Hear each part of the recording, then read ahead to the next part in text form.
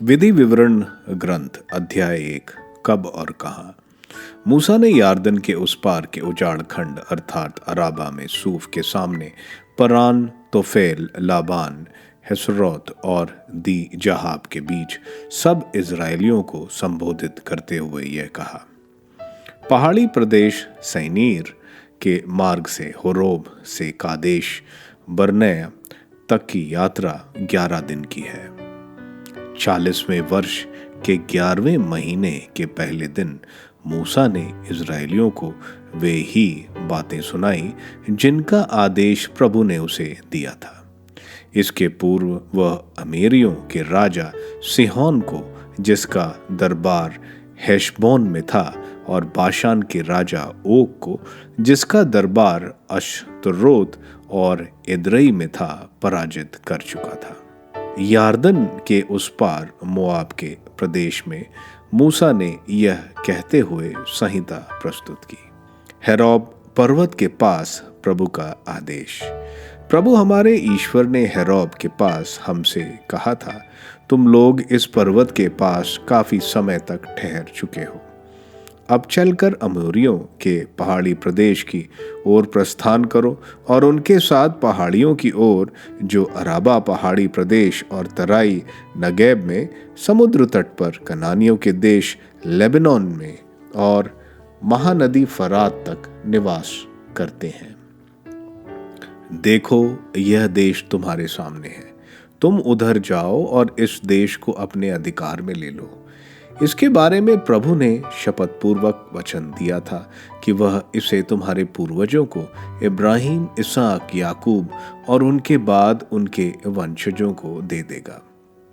उस समय मैंने तुम लोगों से यह भी कहा था, मैं अकेला तुम्हें संभालने में असमर्थ हूँ। प्रभु तुम्हारे ईश्वर ने तुम्हारी संख्या बढ़ाई है, इसलिए आज तुम आकाश के तारों की तरह असंख्य हो। तुम्हारे पूर्वजों का ईश्वर प्रभु अपनी प्रतिज्ञा के अनुसार तुम्हारी संख्या 1000 गुना बढ़ाए और तुम्हें आशीर्वाद दे, किंतु मैं अकेले तुम्हारी समस्या, भार और झगड़े कहाँ तक ढोता रहूंगा। इसलिए तुम अपने अपने वंश के बीच बुद्धिमान, योग्य और अनुभवी व्यक्तियों को चुनो, जिससे मैं उन्हें तुम लोगों पर नियुक्त करूं। इस पर तुमने मुझे उत्तर दिया, आपका कहना उचित है।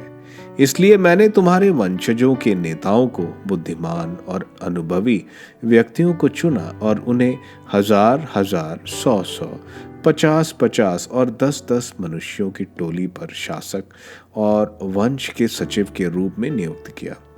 उस समय मैंने तुम्हारे न्यायाधीशों को आदेश दिया कि वे तुम्हारे भाइयों के दोनों पक्षों की बातें सुनकर उनका न्यायपूर्ण निर्णय करें, चाहे मामला 2 इजरायलियों का हो, चाहे एक स्वदेशी हो और दूसरा विदेशी।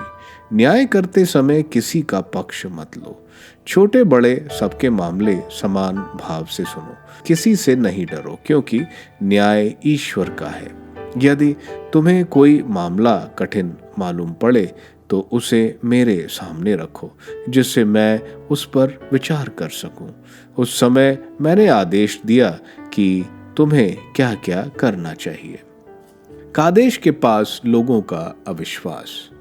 जैसा हमें प्रभु अपने ईश्वर से आदेश मिला था, हमने होरोब से चलकर अमीरियों के पहाड़ी प्रदेश की ओर जाते हुए उस बड़े और भीषण उजाड़ खंड को पार किया, जिसे तुम स्वयं देख चुके हो, और हम कादेश बर्ने आए। वहां मैंने तुम लोगों से कहा था, अब तुम अमेरियों के पहाड़ी प्रदेश तक आ चुके हो, जिसे प्रभु हमारा ईश्वर हमें देने वाला है। देखो, प्रभु तुम्हारे ईश्वर ने तुम्हें यह देश दे दिया है। उधर जाओ, उसे अपने अधिकार में लो, जैसा प्रभु तुम्हारे पूर्वज के ईश्वर ने तुम्हें आदेश दिया है। तुम ना तो डरो और ना हताश हो। तब तुम सब ने मेरे पास आकर कहा, हम अपने आगे अपने आदमियों को भेजें, वे हमारे लिए उस देश का निरीक्षण करें और हमें उस मार्ग के विषय में बताएं जिससे होकर हमें वहां जाना होगा और उन नगरों के विषय में भी जो हमारे मार्ग में पड़ेंगे। यह प्रस्ताव मुझे उचित लगा, इसलिए मैंने तुम लोगों में से 12 पुरुषों को, प्रत्येक कुल से एक पुरुष को चुना। वे चले गए और पहाड़ी प्रदेश पार कर एशकॉल घाटी में पहुंचे और उन्होंने उसका भेद लिया। उन्होंने उस देश के फल लाकर हमें दिए और हमें बतलाया कि वह देश रमणीय है जिसे प्रभु हमें देने वाला है। परंतु तुमने उधर जाना स्वीकार कर प्रभु अपने ईश्वर के आदेश के विरुद्ध विद्रोह किया। तुम लोग अपने अपने तंबुओं में यह कहते हुए भुनभुनाते थे, ईश्वर हमसे बैर करता है। यही कारण है कि उसने हमें मिस्र देश से निकालकर अमीरियों के हाथ दे दिया, जिससे हमारा विनाश हो। अब हम कहाँ जाएं? हमारे बंधुओं ने ही यह कहते हुए हमें निरुत्साहित किया कि वहाँ के लोग हमसे अधिक बलवान हैं और हमसे अधिक लंबे हैं। उनके नगर बड़े हैं और उनके परकोटे आकाश छूते हैं, और हमने वहाँ आनाक के वंशजों को भी देखा। यह सुनकर मैंने तुम्हें समझाया, उनसे मत डरो और भयभीत मत हो। प्रभु तुम्हारा ईश्वर तुम्हारे आगे आगे चलेगा और तुम्हारे लिए ठीक उसी तरह लड़ेगा जिस तरह उसने मिस्र में तुम्हारी आंखें के सामने किया था। तुम उस उजाड़ खंड में देख चुके हो कि प्रभु तुम्हारा ईश्वर उस पूरे मार्ग पर जिस पर तुम यहाँ तक आए हो, तुम्हें इस प्रकार गोद में उठाकर ले आया, जैसे कोई पिता अपने पुत्र को उठाकर ले आता है। यह होते हुए भी तुम प्रभु अपने ईश्वर पर विश्वास नहीं करते थे। यद्यपि वह रास्ते में तुम्हारे आगे आगे चलता हुआ तुम्हारे लिए पड़ाव चुना करता था और रात में अग्नि के रूप में तथा दिन में मेघ खंड के रूप में तुम्हें मार्ग दिखाता था। तुम्हारा यह कथन सुनकर प्रभु क्रुद्ध हो गया। उसने यह शपथ खाई, इस दुष्ट पीढ़ी में से कोई भी उस रमणीय देश को नहीं देख पाएगा जिससे मैंने तुम्हारे पूर्वजों को देने को शपथपूर्ण वचन दिया था। केवल यफने का पुत्र कालेब उसे देख पाएगा। उसे और उसकी संतानों को मैं वह देश दूंगा जिससे उसने अपने पैर रखे थे, क्योंकि उसने प्रभु की आज्ञा का पूर्णतः पालन किया। तुम्हारे कारण प्रभु मुझ पर भी यह कहते हुए क्रुद्ध हुआ था, तुम भी वहां नहीं जा सकोगे। केवल नून का पुत्र यीशुआ जो तुम्हारा सहायक है वहां पहुंच सकेगा। उसे प्रोत्साहित करो, क्योंकि वही देश को इजरायलियों में बांटेगा।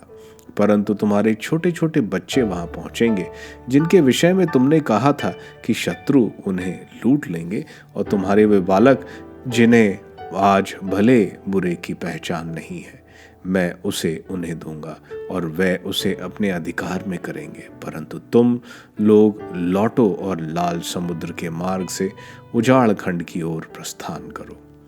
इस पर तुम लोगों ने मुझे यह उत्तर दिया, हमने प्रभु के विरुद्ध अपराध किया है। हम उधर जाएंगे और युद्ध करेंगे जैसा प्रभु हमारे ईश्वर ने हमें आदेश दिया है। तब तुम में से प्रत्येक ने अपने अपने शस्त्र बांध लिए थे और सोचा था कि पहाड़ी प्रदेश में ऊपर चढ़ना आसान है। परंतु प्रभु ने मुझसे कहा था, उन्हें मना करो, वे ना उधर जाएं और ना युद्ध करें, नहीं तो वे अपने शस्त्रों से परास्त हो जाएंगे, क्योंकि मैं उनका साथ नहीं दूंगा। मैंने तुम लोगों को यह कहा, किंतु तुमने मेरी बातें नहीं मानी। तुमने प्रभु के विरुद्ध विद्रोह किया और पहाड़ी प्रदेश पर चढ़ने का दुस्साहस किया। उस पहाड़ी प्रदेश के अमोरियों ने तुम्हारा सामना किया और मधुमक्खियों की तरह तुम्हारा पीछा करते हुए सही प्रांत में होरमा तक तुम्हें खदेड़ दिया। लौटने पर तुमने प्रभु के सामने विलाप किया, परंतु प्रभु ने तुम्हारे विलाप पर ना तो ध्यान दिया और ना ही उसकी परवाह की। इसलिए तुम लोगों को बहुत दिनों तक कादेश में रहना पड़ा।